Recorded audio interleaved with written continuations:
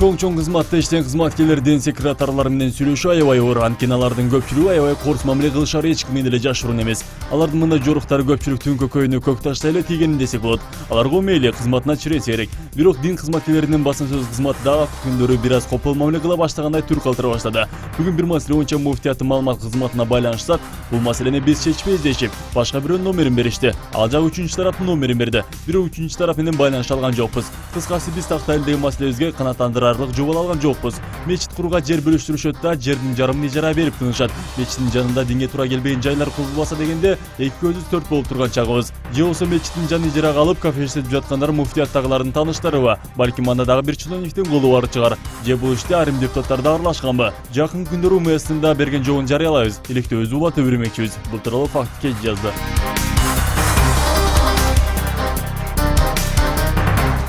Жогорку Кеңештин фискалдык комитетинин төрагасы чылгый бизнесмен Нурлан Макеев Жогорку Кеңештин жыйынында кеспеш Айда Саляновадан катык кагуу жеди. Тагыра жалаң курулуш магнаттарынын кызыкчылыгын көздөгөн жаңы мыйзам долбоору талкууланып жаткан чакта Айда Салянова парламенттеги мыйзамды караган комитет башчылары курулуш компанияларынын кызыкчылыгын көздөп жаткандыгын айтып, бул мыйзам аркылуу ансыз да мыйзамсыз курулуштарды жүргүзүп келгендер дагы жеңилдиктерди алып, башаламан курулуштарды курушат деген. Ушул учурда бул сөздү түздөн-түз өзүнө алган Нурлан Макеев кызаңдап эле туурадан чыкса болобу? Кайым айтыш күчөп экс баш прокурор Айым комитет башчыга мыйзамдарды билип туруп сүйлөө керектигин, Айым менен ажылдашканга жараша шымдын ордуна юбка кийип жүрүүсүн айтып, жаңы депутаттын жагын жап кылды. Ошону менен өзүн Кыргызстан партиясынын алтын мүчөсү катары сезип, очоң комитетти башкарып отурган Нурлан мырза маанайын өргө түшүп, 3-жылынан чыгарып жөн болду. Бул тууралуу Фабула жазды.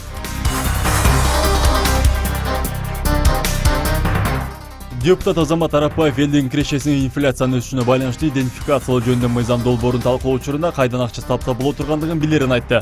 Өкмөт чыгымдардан коркпош керек, кааласанын жаап коюучу каражаттар табылат. Бул жерде барыңар эле бюджетте акча жок деп жатасыңар, андай эмес. Аны табыш керек. Мына айдоочуларга айнектерин караңгылатып уруксат берип коелу. Бирок кааласа төлөсө анда караңгылатып алып жүрө берсин деди ал. Чын эле десең, азыр жол кайгы инспектору менен айдоочулардын кырылышкан эле ушул. Кимдир бирөөлөр тыюу салынганына карабай инспекторлору сыйрып салса да, көчүшкөнсү 2 күндөн кийин эле айнектерин караңгылатып алганын көрөсүң. Алар акчасын төлөп коюп, мага десең чүмкөнү ал деп коюш керек окшойт. Ошентсек бюджетке бир топ эле акча каражат түшүп калган жатпайбы? Бул тууралуу жаңагым жазды.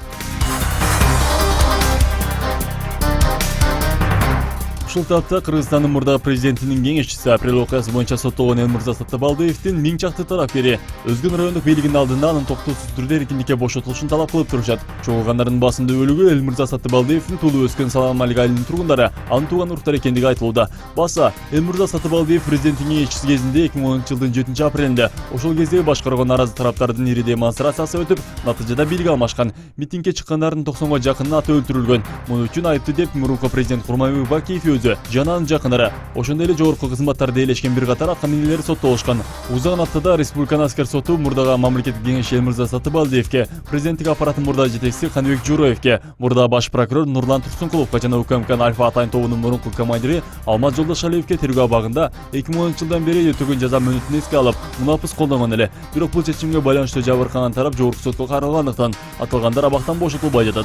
Бул тууралуу факты кеч жазды. Жогоруда маалыматтар Ош Прим телерадио компаниясынын көз карашын жана кызыкчылыгын билдирбейт.